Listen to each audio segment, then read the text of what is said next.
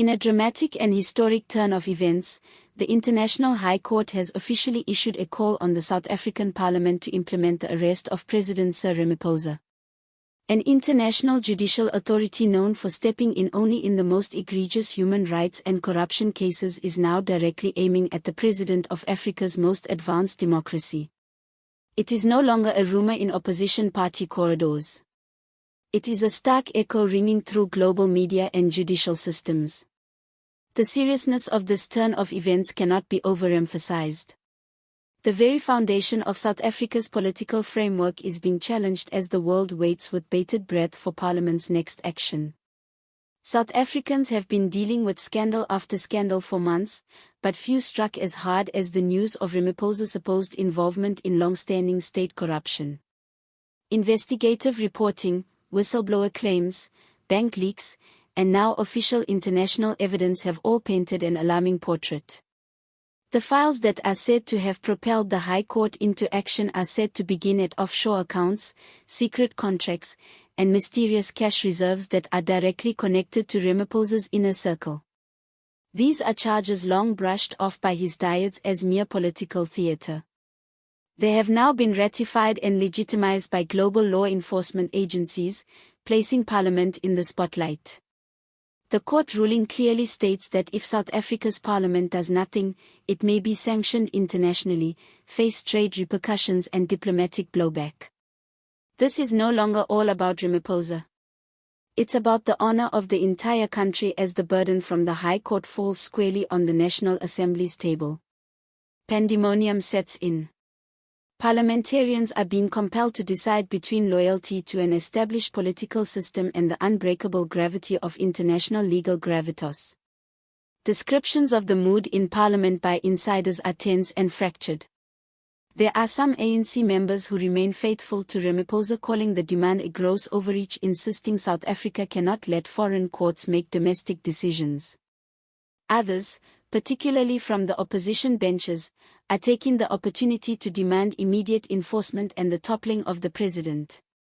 There are already cracks emerging even within the ANC. Senior voices are quietly calling on Ramaphosa to resign willingly, fearing that defying an international command may cause irreparable damage to the country's image and economy. This has caused shockwaves not just across the continent, but around the world. Nations that have trade pacts with South Africa are following developments with keen interest. Foreign investors are reassessing their holdings. Human rights groups are demanding quick accountability, while world media headlines are presenting South Africa's response as a measure of contemporary African democracy. If Parliament defies the order, it will be a repudiation of global cooperation and could result in devastating diplomatic and economic isolation. If they enforce the order, it will be the first time in South Africa's democratic era that a sitting president is arrested in office because of a decision by an international court. Either course of action has historical implications. The Democratic Alliance, Economic Freedom Fighters, Action SA and other critical opposition leaders have come out firing. Their message is loud and clear. Comply with the order or disband this parliament. DA leader John Steenhuisen called for an emergency sitting, describing the High Court judgment as a gift-wrapped moment of truth for Parliament to demonstrate its allegiance to the people rather than party leadership. He contended that inaction would leave South Africa with a pari status in the world community. EFF leader Julius Malema went further, calling for the whole government system to be overhauled. In his passionate words, "If we can't hold one man accountable, then the rest of us are already slaves to a dictatorship dressed in a democratic costume." His words were greeted with thunderous applause from his party benches and even nods of affirmation from unlikely places in the opposition fold. Action SA's Herman Mashaba also contributed, stating this was the time to move out from under what he referred to as the suffocating grip of corruption that has strangled South Africa for decades. He called on Parliament to act swiftly with delay likely to tell the world that our institutions are nothing but hollow shells unable to protect democracy. With pressure piling up from all sides, domestic and international, the man at the eye of the storm has kept quiet for the most part. For a brief statement by a presidential mouthpiece decrying the arrest order as hasty and uninformed, Ramaphosa himself has not made an appearance.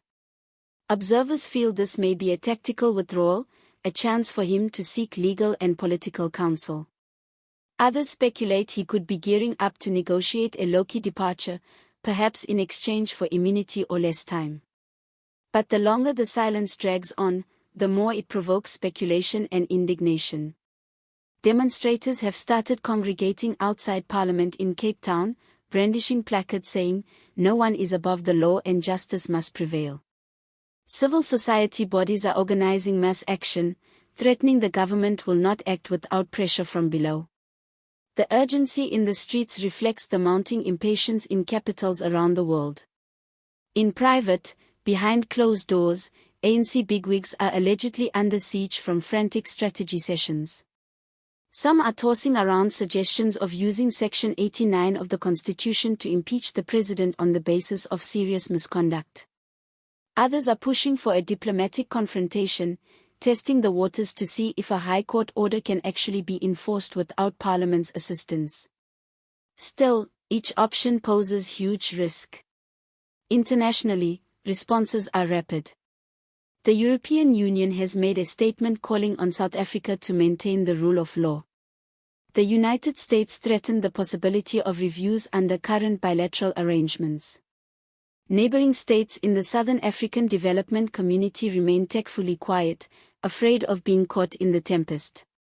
But analysts caution that should South Africa not comply, shockwaves could undermine regional cooperation frameworks that rely significantly on Pretoria's leadership.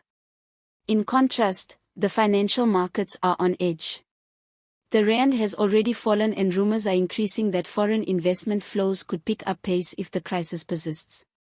Economists talk about possible job losses and growth reduction if sanctions become a reality.